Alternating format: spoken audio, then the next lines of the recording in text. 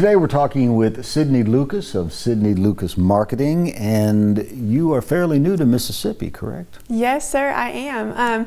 My husband and I moved to Mississippi about a year and a half ago after we got married. He is a vet school student, so we moved here about a year and a half ago, and that is whenever I started my social media marketing business. And what is your background in social media marketing or marketing in general? Right, so I have always loved helping people tell their story, and I have found that social media has been an incredible tool and a way to do that. I graduated from Texas A&M University with a degree in agricultural communications and journalism, and within my degree I actually took a course on social media, and I took the course and I really loved it, and honestly I excelled in the program and enjoyed everything that I was learning. And whenever I was taking the course, I really thought it would be, a way that I would possibly manage the social media for a job I was working at or in a corporate type setting. I never dreamed that I would be, helping numerous different businesses at one time with their social media. So I took that course and then I just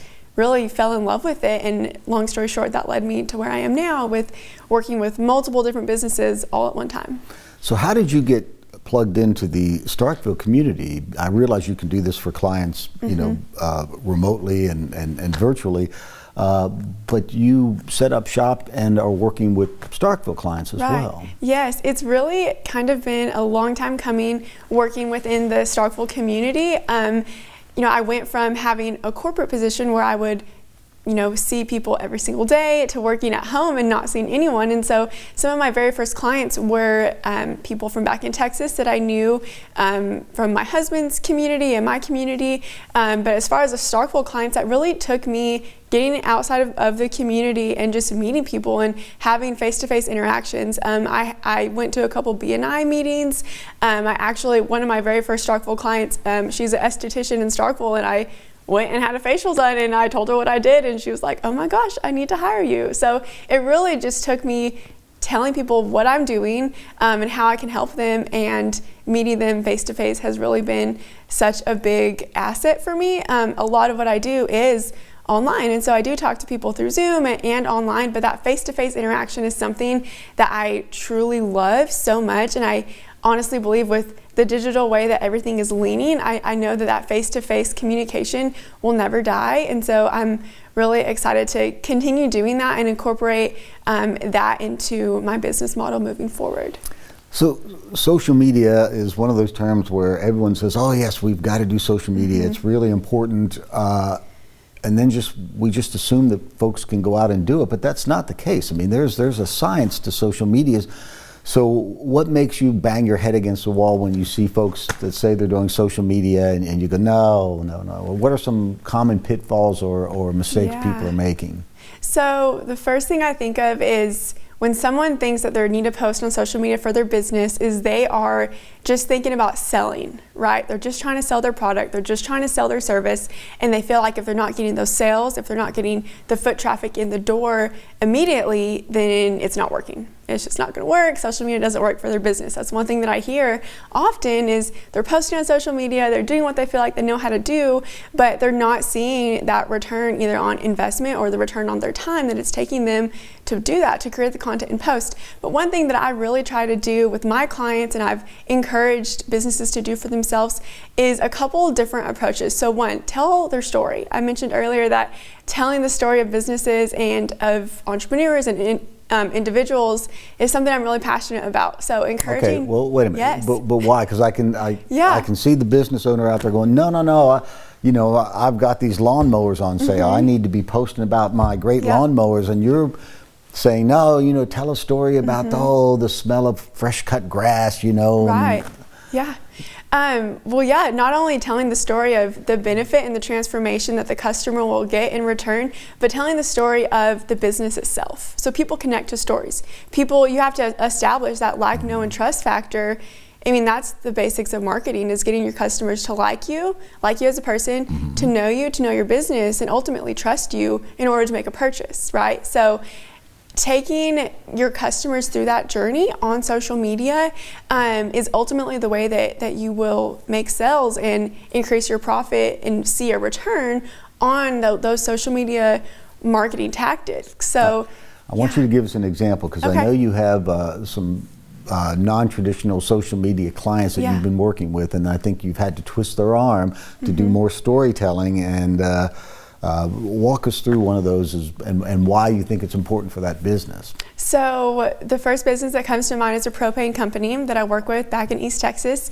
They are a family-owned and operated business. However, they have, families and businesses that they sell propane to all over East Texas. So while they're central to one area, they have multiple different offices and locations that they work with.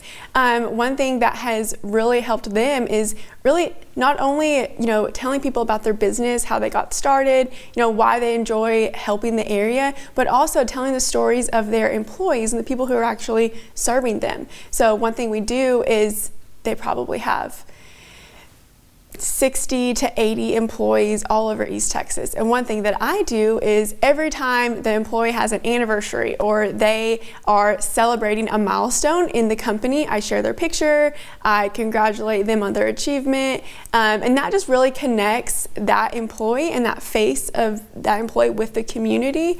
So yeah, it's just been a really cool way to tell the story and share about the actual business and the people in the business through social media, besides just posting pictures of propane tanks and stuff that probably wouldn't be as attractive to the everyday consumer, and really sharing the people behind the business. Right. So does the client get it? I mean, were the first couple, why are we doing this? And then sort of a light goes off.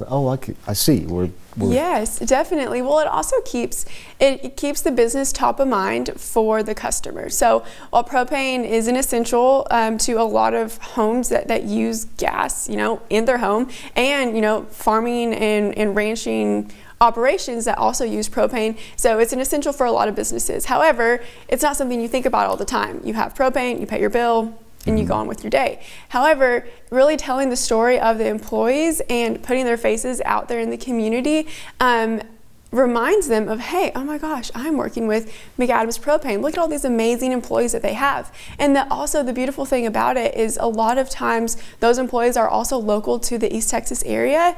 So they are getting their family and their friends to like and share and comment and build that strategic engagement and those types of things that we want for a business. So yeah, I mean, I definitely feel like the customers can see the benefit in that. It can really just help them resonate with the company on a whole nother level, besides just seeing what they do and what they have to offer.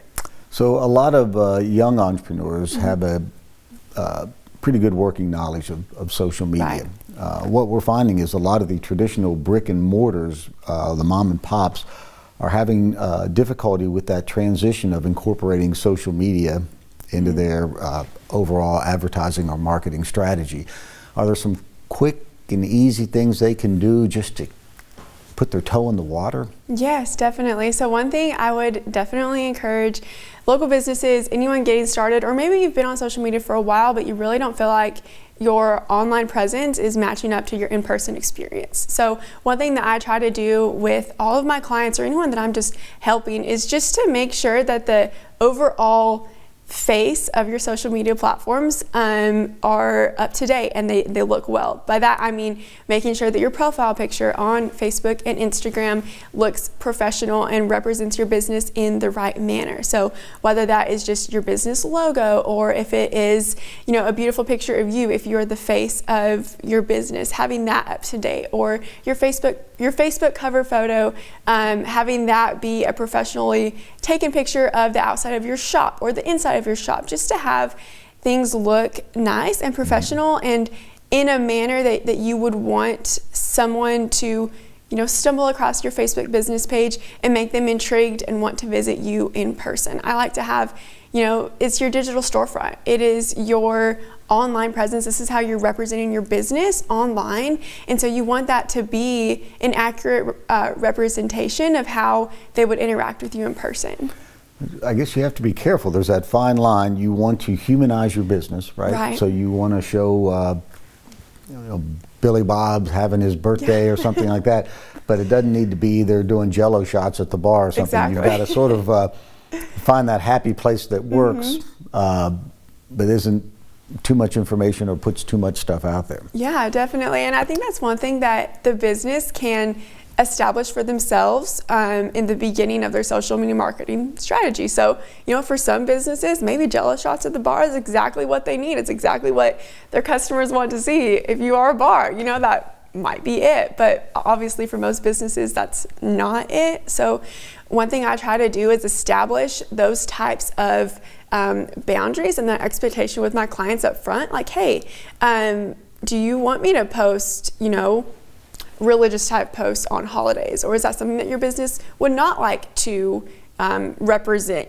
Just having that open line of communication with the business has been really helpful for me. Mm-hmm. And also, when I'm speaking with businesses who manage it for themselves, or maybe have an intern do it, or their office manager do it, having those types of conversations from the business owner to whoever is managing the social media is very important, just to set up those expectations at first and have a strict guideline of what they will post and what they will not post. All right, so apparently us old people have co-opted Facebook, and but for some of us, we think that's it, the be-all, end-all of social media. Mm-hmm. How many platforms do you need to be on? How do you manage multiple platforms at one time? It can get a little daunting. It definitely can. I encourage everyone just to start where you're comfortable. So a lot of people will say, well, you need to go where your clients are, where your customers are hanging out. And yes, that is 100% definitely true. However, if you are managing social media for yourself, for your own business, start on the platform you're comfortable with, whether that's Facebook or Instagram or Twitter or wherever that is. Start there, master that platform, and then add in another platform and master that. Don't try to be everywhere at one time. You don't have to be. You definitely do not have to be. The majority of my clients I help on Facebook and Instagram, and they are very successful there, and those are the only places that they need to be. So I definitely do not believe in being every single place at one time.